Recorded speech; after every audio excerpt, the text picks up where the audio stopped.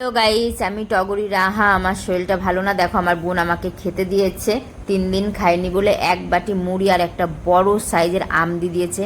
আর এই আমটার নাম কি বলতে পারবে তোমরা? হ্যাঁ, হয়তো বলতে পারবে। এই আমটার নাম হচ্ছে হিমসাগর আম। হিমসাগর আম, আমের রাজা হচ্ছে হিমসাগর, খেতেও ভালো।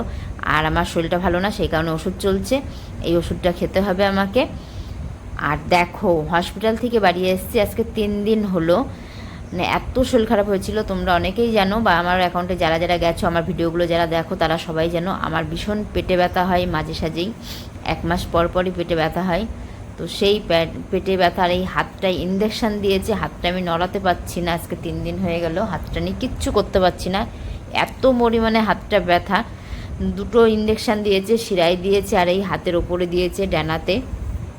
তো আমি হাতটা কিছু মতেই আমি সরাতে পারছি না, নড়াতে পারছি না। তাই আর্নিকা, এটা হচ্ছে এক ধরনের ওষুধ, ওটা দিলে পারে হাতের ব্যথাটা কমে, ফোলাটা কমে, বা রক্ত জমে থাকলে রক্তটা জল হয়ে যায়। সেই কারণে আর্নিকা নিয়ে নিচ্ছি। আর ভিডিওটি ভালো লাগলে লাইক, কমেন্ট, শেয়ার করবে আর পাশে থাকবে।